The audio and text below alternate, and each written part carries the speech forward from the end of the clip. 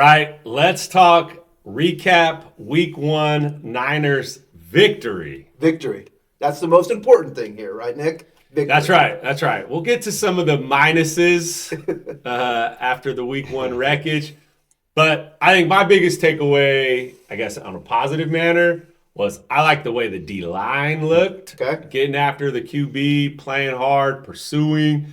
I don't know how much of that is Bob Saleh just being back.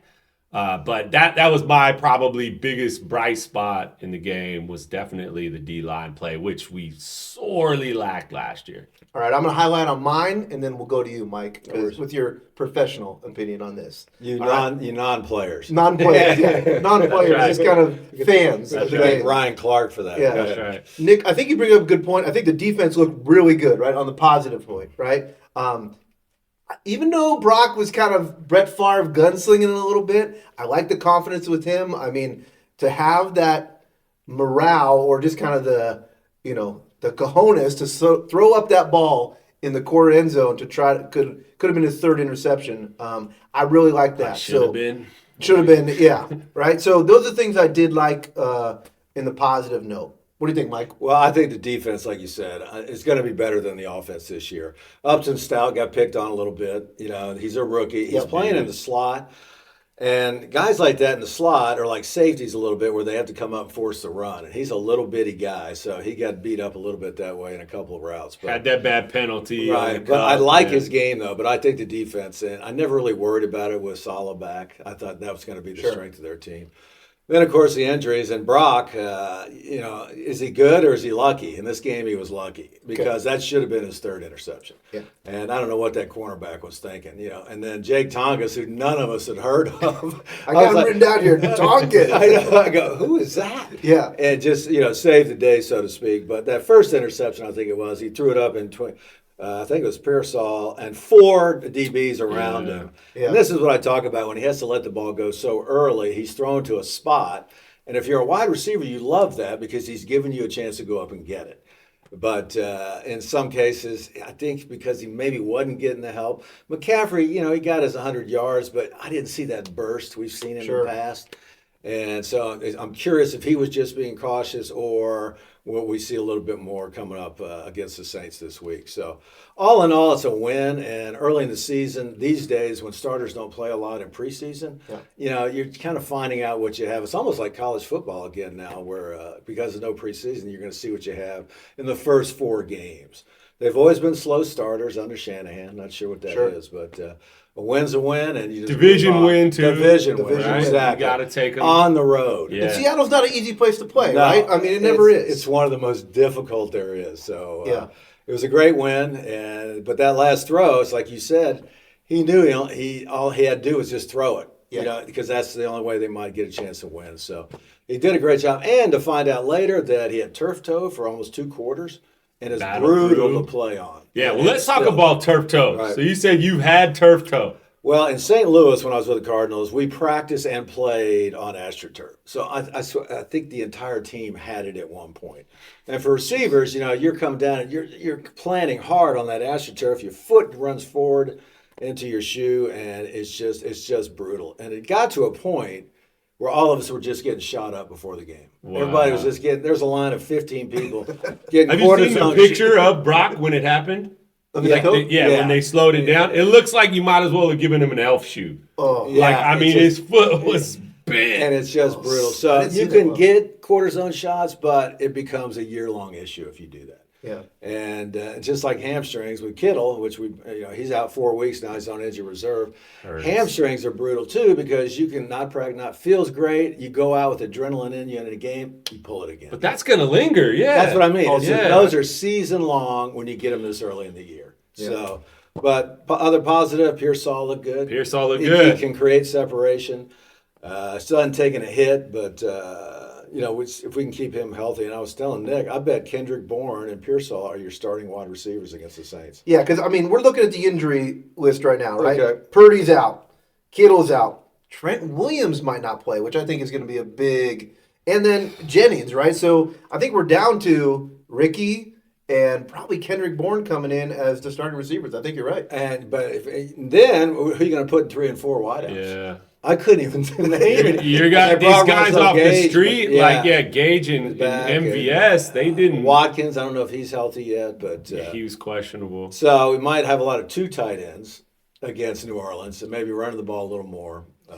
So we'll wait. So my concern, so we talked about McCaffrey. What I didn't like in the running game was the interior O-line looked not, we were not opening holes. I mean, we could talk about McCaffrey's explosiveness, and I agree, but, man, he didn't have a lot of room to work Well, with as long either. as run, I think it was 10 yards. Yeah. You had a couple catches that went more, but I just didn't see that explosion you did in 2023.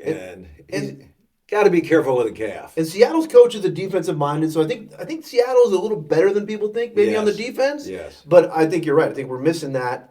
So this week's going to be interesting to see what they're going to do, right? I mean, the Saints lost week 1, right? They have an iffy quarterback, but I think their defense is not terrible. Right. So it's going to Saints be are a bottom third team in the Yeah. league at best. So I think the Niners still got to think this is a game that they should win. Yeah.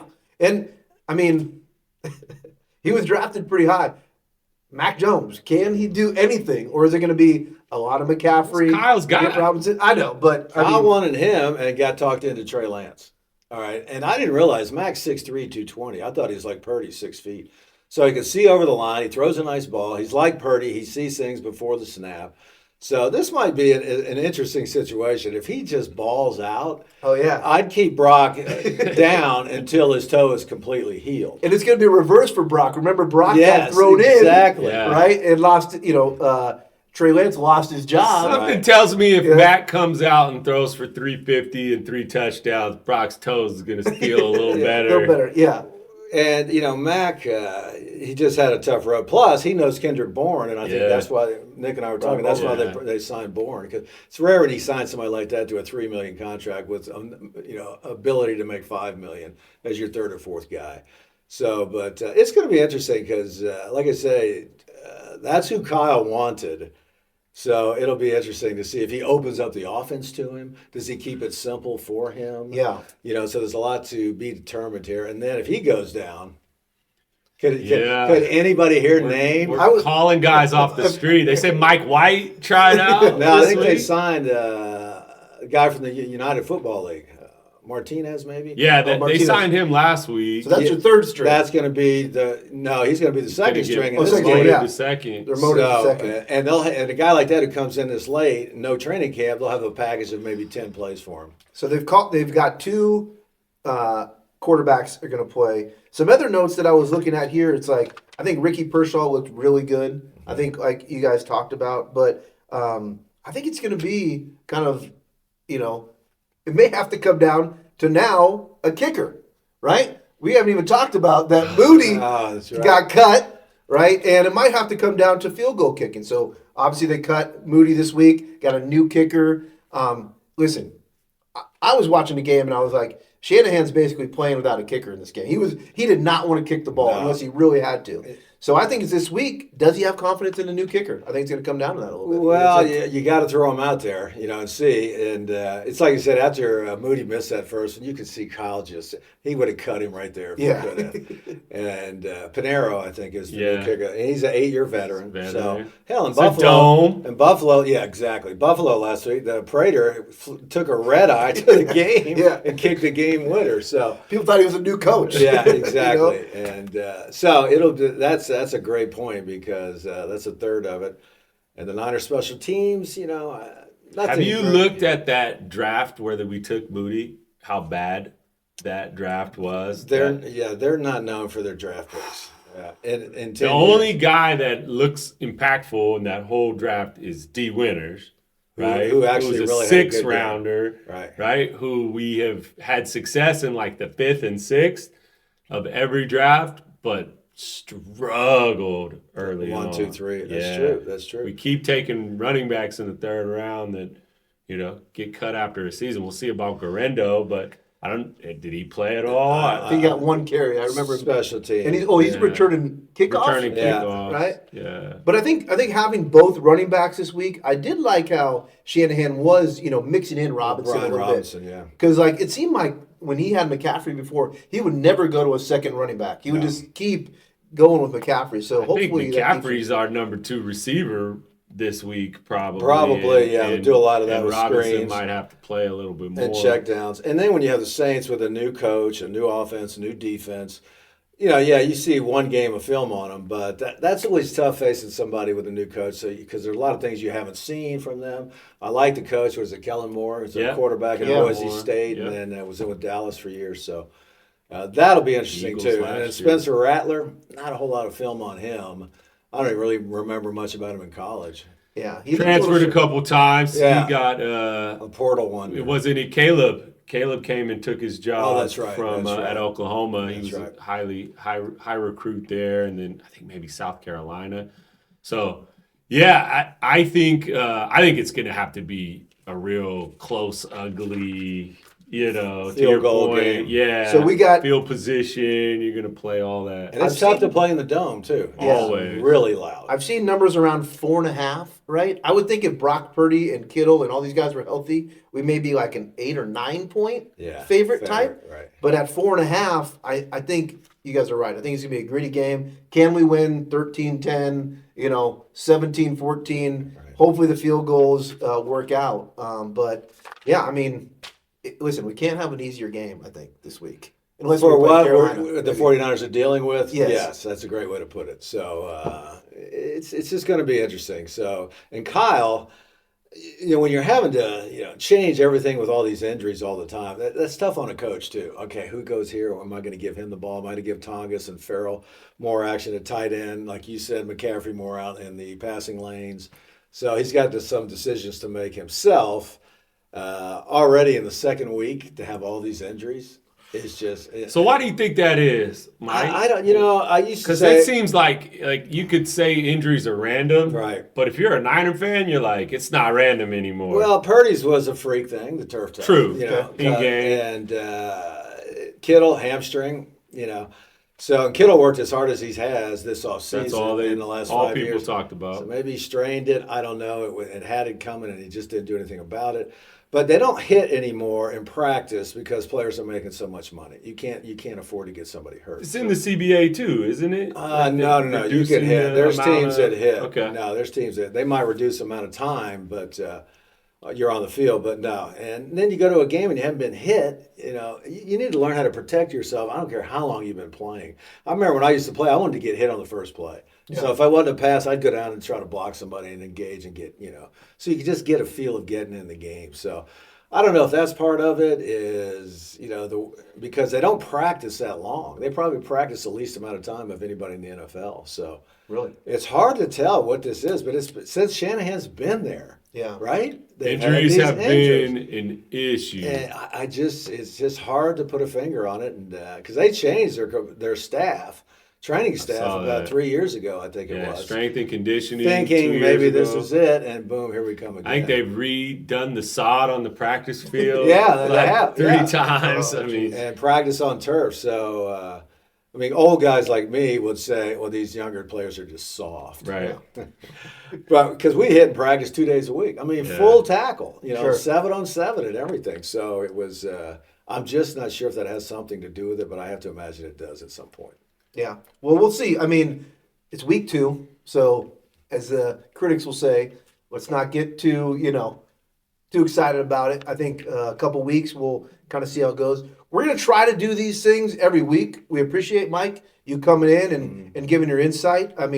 This is very enjoyable for us. So Yeah. No, thank you for doing it. It's kind of fun. I enjoy it. I was telling you before we came on, my brother's in Florida, and he goes, hey, who's that podcast you're on with? I go, what?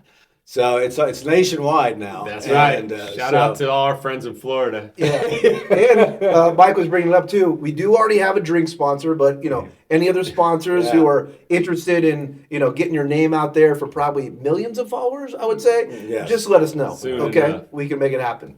Okay, we're gonna give you our picks for this week's game. We just did a nice little preview of the game versus Niners and Saints in week 2. Now we're going to actually give you our picks and a player to watch for this week. Okay, Mike, let's start with you. Go ahead. I'm going to say Kendrick Bourne. The Okay. receiver. I like it. He has Fresh been- off the street. He's been in the offense before. Yeah. He's played with Mac Jones in New England, so I think he's going to get a lot of balls himself this week. But I'm going to take the Saints. I've always So 3.5 here. You're going to take the points. I'll take the points and the Saints. It's tough to win in the Superdome. Kyle has been a slow starter with his teams as long as he's been there, and I've Okay. always kind of bet against him early in the season. What do you like about the total, Mike? 40.5. Yeah, that's with Mac Jones at quarterback, and Spencer Rattler. I'd go under. Yeah. Okay. Yeah.